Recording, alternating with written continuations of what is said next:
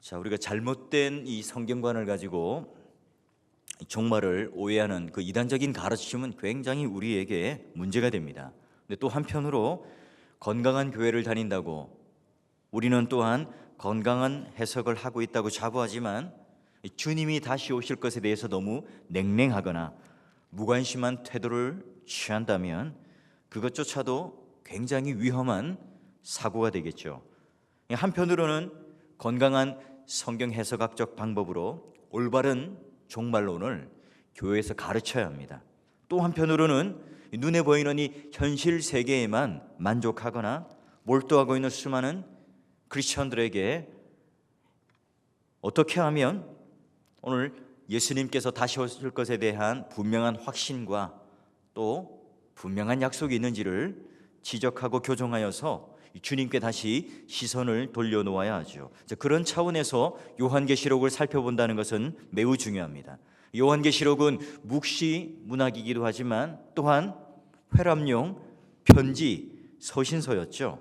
그래서 하나님의 나라의 그 실체를 소개하는 하나의 방법으로 묵시 문학을 선택했지만, 그러나 서신서의 형식을 취함으로 추상적이거나 또는 하나의 지역적인 문제를 다루기보다는 우리 구체적인 대상과 삶에 대한 이야기를 하고 접근을 합니다. 그래서 소아시아의 7 교회를 향하여 사랑의 사도였던 그 요한이 때로는 책망을, 때로는 권면과 칭찬을 통해서 우리들에게 알려주는 메시지죠. 우리가 이 성경을 보면서 우리가 이대로 살지 않으면 천국에 가지 못하고 지옥에 가게 되는 것 아닌가, 그런 어떤 공포심을 자아내기 위한 책이 아니에요. 비록 만만치 않은 세상에 우리가 넘어질지라도 깨어질지라도 예수 그리스도의 그 십자가의 대속으로 말미암아 죽으신 그 어린 양 그리스도가 우리를 이미 신부로 확정하셨다. 그리고 그 역사 속에서 반드시 종말이 오고야 만다.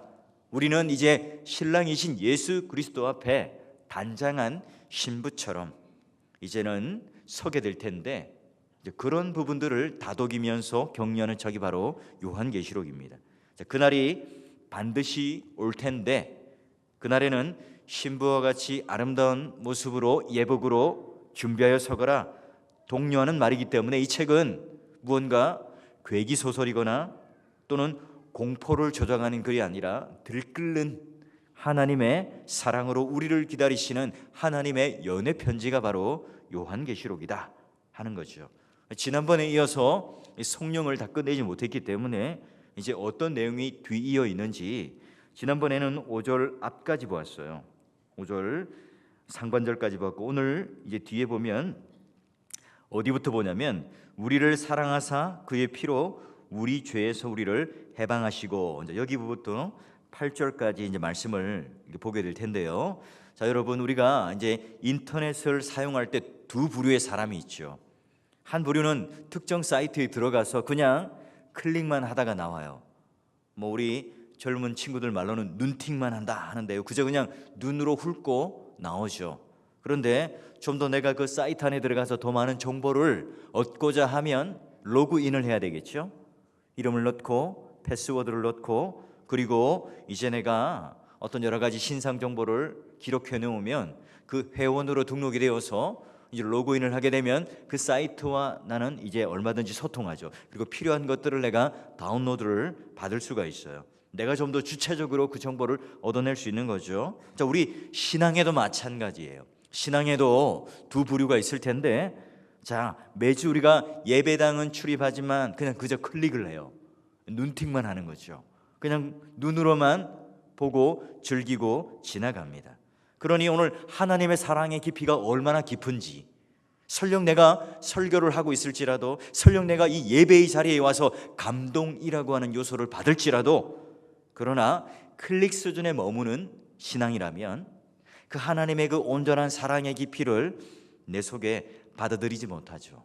그러나 어떤 분은 회원으로 가입을 하고 그리고 그 의무와 권리를 마음껏 누리고 주장하면서 소통을 하게 됩니다. 그래서 필요한 것들을 딱 클릭하면 다운로드가 되게 되겠죠.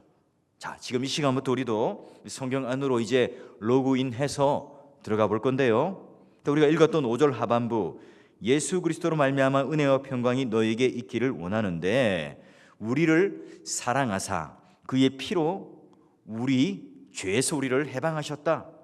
여러분, 이 구절 안에는 이 기독교의 핵심적인 교리가 담겨져 있어요. 이 세상을 섭리의 손길로 다스리고 역사의 주관자가 되시고 경륜을 베푸시는 하나님께서 그 신앙의 절정을 무엇으로 나타내시는가? 그 근거가 뭔가? 바로 하나님은 사랑이십니다 하는 표현이에요.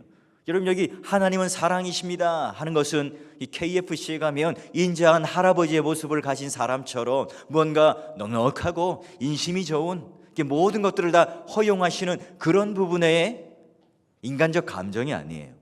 자, 그 사랑의 절정의 표현이 무엇인가? 시각적으로 후각적으로 깨닫게 해주시는 하나의 상징적인 표현이 뭐냐면 바로 그리스도의 피죠. 그리스도의 피. 하나님의 사랑하면 무엇으로 우리에게 보여주셨는가? 시각적으로 또는 후각적으로 분명히 우리들에게 역사 속의 한 장면으로 보여주셨는데 바로 그 대속의 교리, 그것을 통해서 우리를 죄에서 해방하여 주셨습니다. 이 교리가요, 우리가 신앙하고 신학하는 데에 그 인식 속에 이게 없다면 우리 모든 것은 다 헛것이에요. 우리가 교회 안에서 아무리 세련된 문화적인 가치를 추구하고 많은 사람들이 몰려들지라도 하나님은 사랑이십니다라고 우리는 입에 바른 말을 하지만 그 속에 예수 그리스도의 피 비린내 그리고 분명한 십자가 사건이 우리 눈에 선명하게 있지 않다면 그건 하나님의 사랑이 무엇인지를 모르는 거예요. 하나님의 사랑이란 무엇인가? 바로 예수 그리스도의 피로, 그리고 그 구체적인 행동이 무엇입니까? 우리를 죄에서 해방시켜 주셨다. 여기까지 믿는 믿음으로부터 우리의 구원의 첫 출발이 시작되는 거예요. 자, 여러분 살고 있는 아파트는 얼마짜리죠? 저에게 만약에 5억짜리 아파트에 그런 가치가 있는 이 건물을 선물을 해준다고 생각합시다. 목사님 왜 이렇게 섬찟한 예화를 들지? 기억하시라고요. 하나님이 오늘 어두움의 권세에 있는 우리들을, 노예의 시장 가운데 팔려있던 우리들을 사셔야 해요. 하나님께서 오늘 우리를 얼마의 값을 치르고 사오셨어요? 오늘 이 독생자 아들을 십자가 사건 가운데 아낌없이 다 내어 주셨죠. 그러니까 자신의 독생자 아들을 그 값을 치르셔서, 그 죽음으로 치르셔서 우리를 사셨어요. 우리는 얼마짜리, 얼마의 값어치를 주고 산 존재들인 거예요. 우리는 예수님을 주고 바꾼 예수님 짜리의 존재죠. 그래서 예수님께서 십자가상에서 마지막으로 하신 말씀이 뭡니까? 다 이루었다. 헬라 말로 그날 상인들 사이에 물건을 사고 영수증을 줄 때 이제 내가 대금을 다 지불하였다. 그 영수증에 서명할 때에 테텔러 헤이스라는 말로 썼던 다 지불하였다, 이 말을 썼던 거예요. 그래서 하나님께서 우리를 되찾아오기 위해서 사탄의 권세와 어둠의 권세와 율법에 매여 있던 모든 것들을 다 예수 그리스도의 생명을 주심으로 말미암아 율법 아래에서 모든 것들을 다 행하게 하심으로 말미암아 완전히 지불하셨고 내가 다 이루었다 선포를 하신 거예요. 그러니 나는 나를 볼 때에, 내가 거울을 볼 때에 지질이 궁상맞죠. 조그만 세파가 몰려와도 우리는 휙 하고 넘어집니다. 누군가가 조금만 나에게 말을 한다 치면 가슴 졸이면서 살아가요. 그런데 오늘 우리의 정체성은 바로 너희들은 시시한 존재가 아니다. 너희들은 바로 예수 그리스도의 핏값 주고 산 예수님 짜리들이다. 이렇게 지금 요한은 우리들에게 일러주고 있는 거예요. 여기서 그런데 그치는 게 아니에요. 여러분, 오늘 이 사랑의 사도 이 요한이 가슴 벅찬 마음으로 이 글을 소아시아에 있는 7 교인들에게 이 편지를 줄 때 그 감정이 제가 싫어서 설교를 제대로 할 수 있는지는 모르겠어요. 그러나 오늘 여기까지 그치는 게 아니라 더 나아가죠. 6절, 우리 6절 한번 같이 한번 읽어보도록 합니다. 읽습니다. 시작. 그의 아버지 제사장의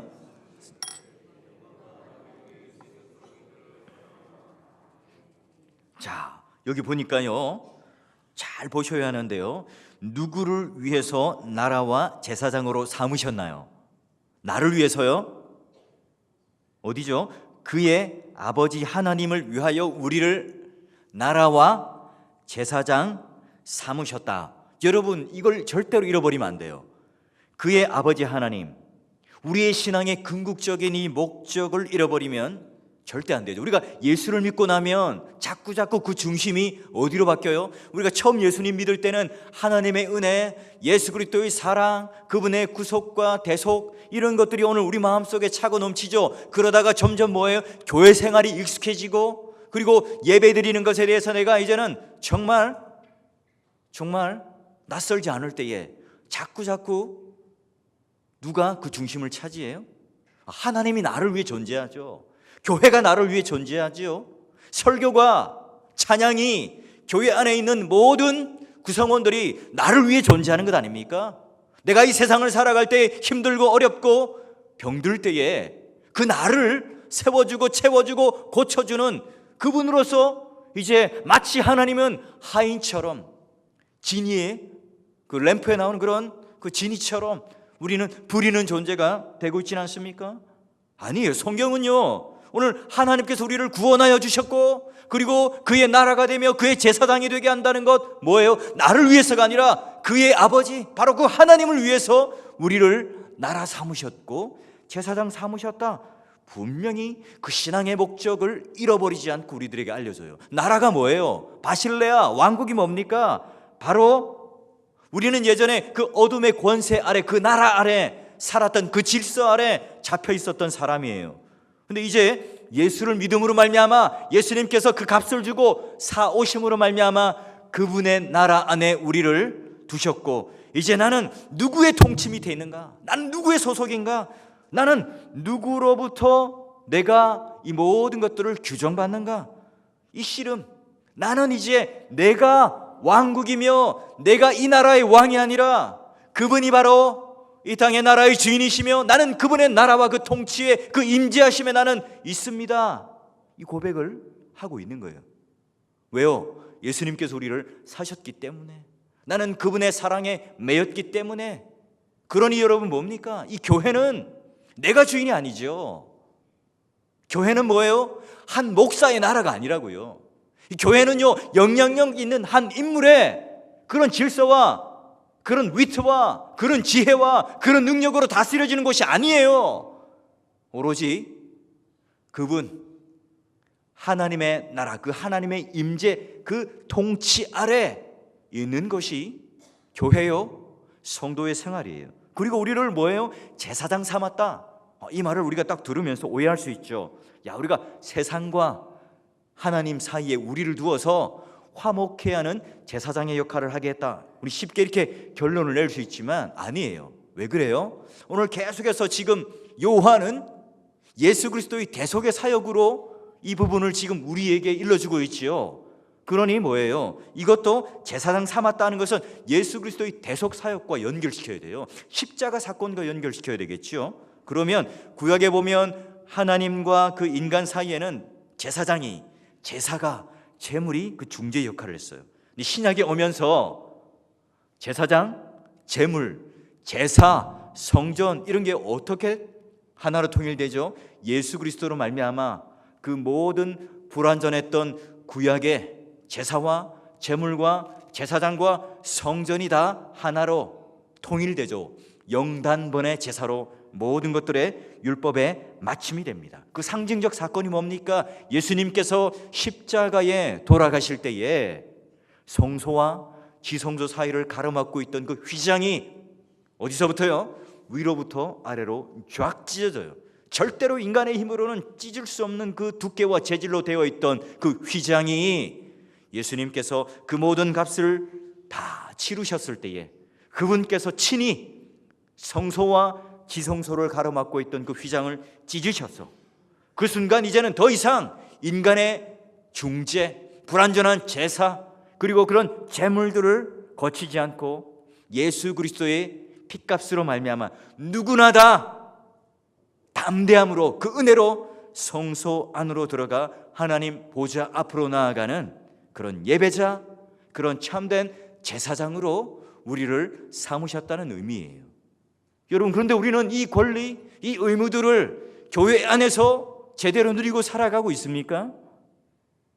오늘 하나님 앞에 내가 이런 하나님 나라와 그 통치 아래 살게 되는 놀라운 복을 누리게 될 자인데, 그리고 우리는 하나님 앞에 누구나 다 인간을 의존하지 아니하고 어떤 제도를 의지하지 아니하고 뭔가 좋은 교회라고 명명되어지는 그런 곳에 오늘 우리가 판단하는, 규정하는 그런 것에 매이지 않고 누구나 다 예수 그리스도를 믿는 사람은 담대하게 은혜로 목사이든 초신자이든 또는 신앙의 연륜이 얼마나 있든 상관없이 그 하나님을 진실되고 신실하게 만나볼 수 있는 제사장으로 삼아주셨다. 여러분, 이 감격이, 이 신앙의 근간이 우리들 가운데 있습니까? 그럼 절대로 사람에게 휘둘릴 수가 없겠죠. 잘못된 지식과 그런 어떤 조건과 환경 속에 우리가 우리의 신앙을 의존하거나 맡기는 것이 아니라 오늘 하나님께서 나라로 임재하시고 통치하시고 다스리시고 나는 그 안에 하나님께서 제사장으로 담대히 은혜로 믿음으로 성소 안에 들어갈 수 있는 그 능력을 허락하여 주셨기 때문에 오늘 우리는 자유롭게 예배 안으로 들어가고요, 우리는 누구의 방해를 받지 않고 기도 안에 들어갈 수 있는 자로 하나님께서 초청하여 주셨어요. 여러분, 이 예수 그리스도의 사역과 인격에 대한 이 감격 때문에 오늘 여기 사도 요한은 6절 끝에 보니까 그에게 영광과 능력이 세세토록 있기를 원하노라 아멘 하고 찬양으로 닫아요. 여러분, 이처럼 찬송이라는 것, 찬양이라는 것 억지로 짜내는 신앙 행위가 아닙니다. 우리 젊은 청년들, 청소년 여러분, 요즘에 사역들 한번 보세요. 1부, 2부 나누어서 한 2시간을 찬양을 해요. 다 지쳐가지고 막 찬양 가운데 막 붕붕 뛰지만 실질적으로 그 찬양을 했던 그 하나님께서 말씀으로 인격으로 찾아올 때 다 자요. 왜죠? 찬양 부르는 너무 피곤해가지고 정작 말씀을 들을 때는 다 기절해가지고 듣지를 않는 거죠. 여러분, 오늘 하나님께서, 삼위 하나님께서 오늘 구원과 관련되어서 나에게 어떻게 어떤 능력으로 붙드셔서 지금 이 시간까지 손을 붙잡고 동행해 왔는가, 여러분 이걸 감격하고 느낄 때에 그만큼 우리는 감동받는 만큼, 하나님을 깨닫는 만큼 하나님을 찬양하고 하나님을 감격하고 하나님을 경배할 수 있겠죠. 야, 하나님이 오늘 나를 너무나 사랑하셔서 그 예수님의 핏값을 치르시고 지불하시고 우리를 죄와 사망의 법에서 해결하여 주셨다. 이것으로 그치지 않고, 이것으로 땡하지 않고 나를 하나님의 나라로, 하나님 제사장으로 만들어 주셨다. 나는 이제 이 세상의 원리와 이 세상의 가치와 그리고 세상 사람들이 말하는 그 욕심과 그리고 잘못된 세속적인 가치에 나는 함몰되는 존재가 아니라 하나님을 찬양하고 하나님을 간증하는 존재다. 여러분, 이런 찬양의 폭발, 이런 감사의 제목들이 오늘 여러분의 진정한 찬양의 가사요, 그리고 간증과 노래의 제목이 되고 있습니까? 사월교회 동역자 여러분, 오늘 우리의 삶이 하나님 통치와 그 주권 안에 내어드리는 삶으로 살아가고 있는지, 아니면 내가 누구에게 의존하든지 누구의 힘이 아닌 하나님 은혜 아래, 그 주권 아래 하나님을 만나는 참된 은혜를 누리고 있습니까? 여러분, 왜 교회가 갈수록 힘이 없고 하늘 자원을 누리지 못하는 이상한 모양으로 흘러가는 이유가 뭘까요? 여러분, 오늘 교회 안에 그 중심이 바로 자꾸 하나님이 아닙니다. 그분의 아버지가 아니라 내가 중심이 될 때에, 오늘 그분의 나라가 아니라 나의 나라가 될 때에, 오늘 내가 세상과 무언가 결말을 보고 세상과 무언가 내가 해결을 볼 것 같은 세상을 향한 제사장이 될 때에, 여러분 오늘 하나님께서 주신 이 교회의 고유한 특성, 고유한 하나님의 그런 교회에 대한 표지를 잃어버린 채 그 하늘 자원을 제대로 보여주고 있지 못하는 것은 아닙니까? 사랑하는 사월교회 동역자 여러분, 오늘 그의 아버지 하나님을 위하여 우리를 핏값으로 사셨고 나를 나라 삼으셨고 제사장 삼으셨다는 이 정체성을 가지고 항상 여러분 예배자로 기도자로 승리할 수 있는 힘과 근거가 될 수 있기를 주의 이름으로 축원합니다. 자, 이제 요한은요 이 현재의 시간을 딱 두고 이제 미래를 향하여 우리의 시선을 돌리도록 하는데요, 1장 7절을 보니까 볼지어다 라고 시작하죠. 이제 학창 시절에 막 공부하고 떠들고 산만할 때에 선생님께서 말하죠. 자, 여기 주목. 자, 이 성도들이 극심한 환난 가운데 흔들리고 있었고요, 그리고 유대인들로부터 또 핍박당하고 왕따당하고 있을 그때에 볼지어다 경각심을 불러일으키며 얘기를 해요. 손가락을 딱 하면서 자, 그가 구름을 타고 오시리라. 이 무슨 뜻일까요? 이게 이제 매끄러운 번역은 아닌데요, 주님이 구름 타고 오신다는 이 말은 뭉게구름, 토끼구름 뭐 이런 걸 타고 오신다는 건가요? 헬라어 원문상 구름과 함께 오시리라 이 표현이 좀 더 맞아요. 여기서 말하는 구름은 우리가 이 자연 속에서 바라볼 수 있는 하늘에 떠 있는 그 구름을 말하는 게 아닙니다. 성경, 특히 묵시문학 안에서는 신적인 영광, 하나님의 임재 이런 것들을 표현하는 하나의 문학적 표현 방식이죠. 그래서 출애굽기 모세가 시내산에 오를 때 이 쉐키나 하나님의 그 임재의 영광이 구름이 빽빽하였죠. 그리고 성막이 완공되고 난 이후에도 이런 하나님의 그 영광의 구름이 빽빽하게 가득 찼어요. 여러분, 이 부분이 그런 출애굽기적인 그림과 그리고 이제 다니엘 7장 13절의 그림을 차용한 거예요. 자, 7장 13절 제가 읽어드리면 내가 또 밤 환상 중에 보니 인자 같은 이가 하늘 구름을 타고 와서 라고 이렇게 쭉 그림이 이어집니다. 그러니 예수님께서 구름을 타고 오신다는 것은 하나님 계획에 의해서 하나님의 영광스러운 이 재림이 이제 역사를 딱 끝내러 오실 때에 하나님께서 이 세상을 정복하고 하나님 나라를 세우는 그 명장면을 연출해내죠. 그러면 하늘에서는 그런 모습들, 예수님께서 구름을 타고 오시는 이 모습을 보인다면 이 땅에서는 또한 어떤 그림이 그려집니까? 1장 7절 이하를 보니까 이렇게 되어 있죠. 각 사람의 눈이 그를 보겠고 그를 찌른 자들도 볼 것이요 땅에 있는 모든 족속이 그로 말미암아 애곡하리니 그러하리라. 아멘. 자, 우리가 예수님께서 초림으로 오셨을 때에 그 강보에 쌓여 있고 구유에 누워 있으니까 극소수의 사람만 알아보았죠. 그러나 예수님께서 이제 재림으로 인생의 그 궁극적인 종말 가운데 오실 때는 모든 사람들이 분명하게 알게 된답니다. 그를 찌른 자들도 볼 것이요. 이 말은 뭡니까? 예수님 당시에 십자가 가운데 예수님을 찔렀던 그런 군병들도 지칭하겠지만 뿐만 아니라 역사를 통틀어서 예수 그리스도를 믿지 않는, 의도적으로 거부하고 배반했던 모든 사람들을 다 일컫겠지요. 자, 그리고 이제는 이후에 그 모든 족속이 그로 말미암아 애국을 한답니다. 도대체 이 애국하는 사람들이 누구죠? 자, 우리가 요한계시록은 성도들이 얼마나 잘 살아서 이제 이런 혼인잔치에 가고 애곡함이 있는가?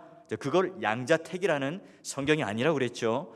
그러기에 성도들이 붙잡힌 구원과 사랑이 얼마나 견고한가, 그런 아주 역설적인 하나님의 사랑을 절절하게 그려내는 책이 바로 요한계시라고 볼 때에 첫 번째, 이 애국하는 사람들은 안 믿는 사람들, 믿지 않는 사람들이 심판으로 말미암아 통곡한다.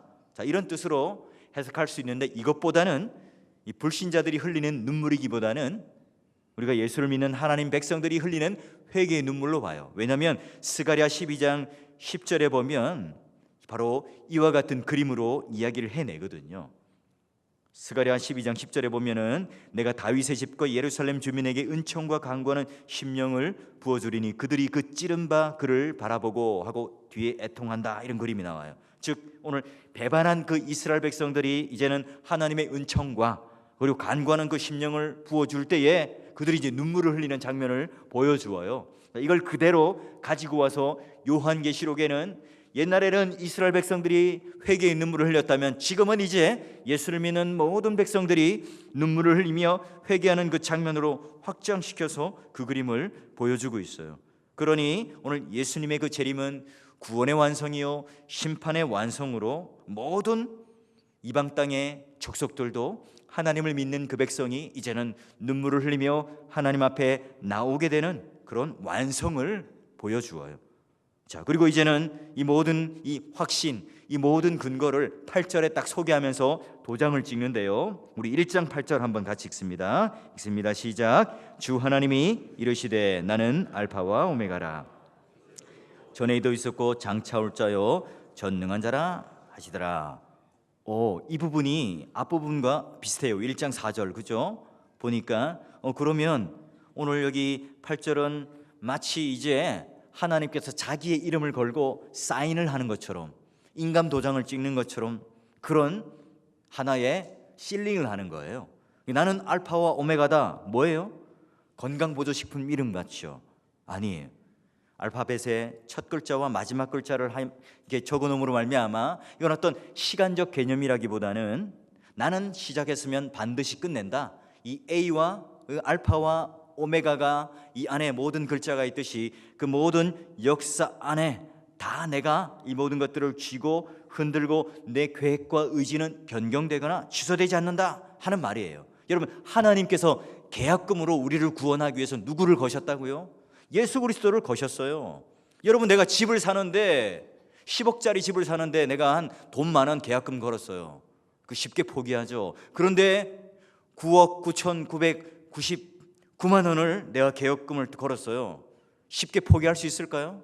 하나님은 그 정도가 아니라 전부를 거셨죠. 전부를요.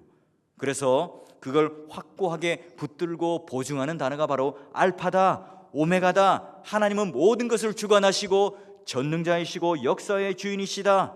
우리는 아무리 잘나봐야 역사의 한순간, 인간의 정점 가운데 한순간밖에 존재할 수밖에 없는데 하나님은 알파와 오메가다 얘기해요. 그리고 이제도 계셨고 전에도 있었고 장차 올 자. 뭡니까? 그냥 미래에 막연하게 올 자가 아니라 장차 온다. 굉장히 능동적인 표현을 쓰면서 주님의 재림을 기다리고 있어요. 하나님께서 나 스스로 있는 자, 이 출애굽기에 하나님 스스로 소개했던 이 말씀처럼 아브라함과 했던 이 언약을 너희들을 출애굽하고 이제 가나안 땅으로 인도해서 하나님 백성 삼을 뿐만 아니라 이제는 인류의 모든 그 완성을 여호와라는 그 하나님의 뜻의 이름을 풀어서 전에도 지금도 장차 오실 하나님으로 풀어요. 그리고 이제 마지막 전능하신 하나님 자신의 이름으로 꾹 눌러 도장을 찍죠. 로마가 영원할 것 같아요. 유대 지도자들이 그렇게 극악무도한 악랄한 짓을 하면서 이 시대의 주류의 인생을 사는 것 같습니다. 그러나 오늘 하나님께서는 이 로마의 황제도 그리고 하나님 원수들에 대한 모든 통제권도 그분이 쥐고 계시며 마지막에는 정능자의 하나님이시다. 이걸 보여주시면서 교회가 승리하는 모습을 보여주겠노라 하는 거죠. 여러분, 오늘 우리의 수준과 우리의 형편과는 아무런 상관이 없어요. 오늘 하나님께서 시작하셨고 그분이 진행하시고 또한 그분의 열심과 확고한 의지를 통해서 결말을 낼 거다. 이것을 선언하는 거 바로 요한계시록이에요. 사랑하는 동역자 여러분, 오늘 이 사도 요한이 소아시아 7교회를 향하여 성령으로 그들을 향하여 편지를 쓰고 있는 이 절절한 마음이 여러분 느껴지십니까? 우리 영혼의 감각이 열려서 새롭게 이 새하늘과 새 땅이 우리 안에 물밀듯 밀려오는 그 경험이 우리에게 있습니까? 여러분, 우리가 자꾸 이 조국교회가 외형적으로 편리해지고 또한 우리가 늘 사람들 보기에 좋아지는 이 형편과 환경이 있지만 왜 우리는 자꾸 이 기도하는 일에 식어져 버렸을까요? 왜 우리가 예전에 이 예배를 드리며 말씀을 들었을 때 그 단맛이 느껴지지 않을까요? 사랑하는 성도 여러분, 이 초대교회 성도들이 가졌던 참된 샬롬, 그 은혜와 평강으로부터는 그 예수 그리스도의 그 십자가 대속으로부터 오는 그 진정한 참된 샬롬이 오늘 우리 안에 있습니까? 그리고 그들이 그 현실에 안주하지 아니하고 마라나타, 바라보았던 그 하나님의 사랑의 그 연애 편지를 부여잡고 살아가는 그 현실이 오늘 우리에게 있나요? 당신은 사랑받기 위한 존재다. 이 찬양은 넘칩니다. 그러나 정작 교회 안에는 참된 샬롬과 마라나타가 점점 더 희박해져 가고 있는 거예요. 무엇이 이단인지 알겠어요. 무엇이 오늘 이 땅에 살면서 진리의 모습인지는 알겠어요. 그러나 너무나 이제는 예수 그리스도가 이 땅에 다시 오신다는 것에 대해서 막연합니다. 감각이 안 되는 거예요. 동역자 여러분, 다시 한번 예수 그리스도께서 십자가 가운데 우리를 내어주시고 사셨던 그 사실에 주목을 하십시오. 그리고 하나님의 사랑의 그 속성에 기대셔야 합니다. 그리고 내가 아니라 그분의 아버지의 나라와 제사장으로 우리를 부르셨다, 세우셨다. 그러므로 말미암아 이 모든 것들을 완성하시는 전능하신 하나님이다. 이게 마치 입에 발린 하나의 구호이거나 아니면 나를 위해서 무언가 힘과 능력을 공급해 주시는 그런 하나님으로 자꾸 상정해 놓으시면요, 이 기독교는 자꾸 값싼 종교가 돼요. 저급한 종교가 되죠. 여러분, 물 떠놓고 빌면서 지극이면 정성을 다하면, 치성을 다드리면 들어준다, 이것과 다를 바가 무엇이 있습니까? 요한이 성령의 마지막 역사를 드러내면서 도장을 찍듯이 그 하나님을, 예수 그리스도를, 성령 하나님을 우리들에게 소개해내고 있는 것처럼 여러분 말씀 속에, 여러분 기도 속에, 여러분 신앙 속에 그 분명한 삼위 하나님에 대한 깨달음과 속성과 그 은혜가 넘침으로 말미암아 참된 그 하나님의 친밀한 교제 속에 들어갈 수 있는 그 은혜를 누리시기를 주의 이름으로 축원합니다.